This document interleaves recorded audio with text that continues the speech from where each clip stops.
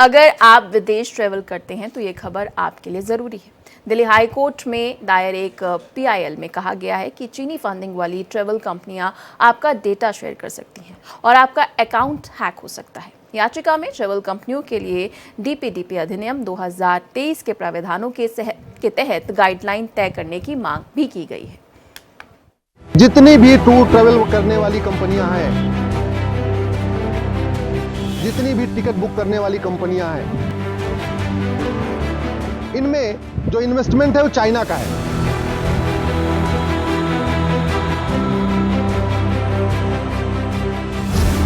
चीन की चालाकी से सावधान, विदेश की यात्रा करने वाले सावधान, चोरी हो सकती है निजी जानकारी। डेटा शेयरिंग को रोकने के लिए PIL दाखिल। SC के एडवोकेट अश्विनी कुमार उपाध्याय ने दाखिल की PIL। विदेशी ट्रैवल कंपनियों के लिए जारी हो निर्देश। DPDP अधिनियम 2023 के प्रावधानों का हो पालन। इस मामले में सुप्रीम कोर्ट के एडवोकेट अश्विनी उपाध्याय ने दिल्ली हाई कोर्ट में एक PIL दायर की है। याचिका में कहा गया है कि मेक माई ट्रिप, गोइबिबो और स्काई स्कैनर जैसी चीनी निवेशकों के आंशिक या पूर्ण स्वामित्व वाली कंपनियों के जरिए विदेश यात्रा करने वाले भारतीयों का डेटा चोरी हो सकता है। विदेश यात्रा की बुकिंग के दौरान ट्रैवल कंपनियों के पास यात्रा करने वाले का passport, Aadhaar card, biometric data, email ID, mobile number पहुंच जाता है। ऐसे में चीन के स्वामित्व वाली निवेशकों की ये कंपनियों से आपकी गोपनीयता को बड़ा खतरा हो सकता है।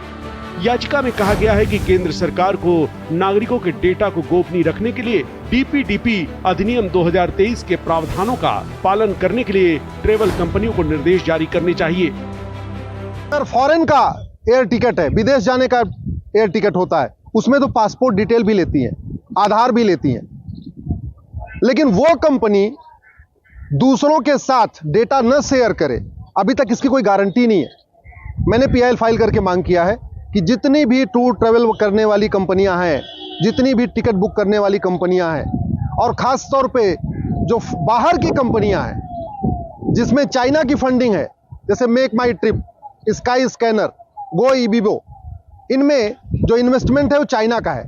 इन कंपनियों के लिए गाइडलाइन बनाई जाए, इनसे रिटर्न में अंडरटेकिंग लिया जाए कि ये जो हमारा पर्सनल डेटा है इसको किसी के साथ शेयर नहीं करेंगे।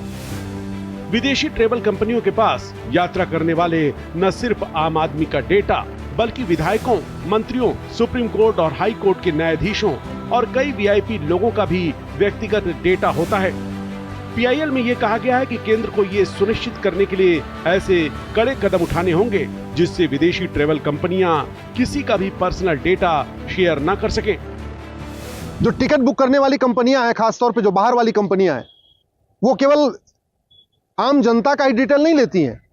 जितने भारत के मंत्री हैं, सांसद हैं, विधायक हैं, सुप्रीम कोर्ट, हाई कोर्ट के जजेस हैं, हमारे जो सीनियर ऑफिसर्स हैं, IAS हैं, IPS हैं, कमिश्नर्स हैं,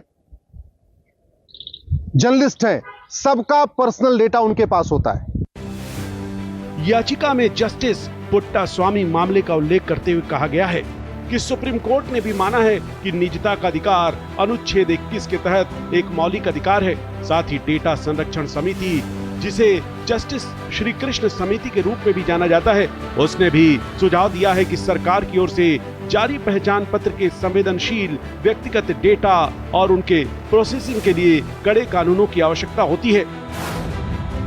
ब्यूरो रिपोर्ट, भारत एक्सप्रेस।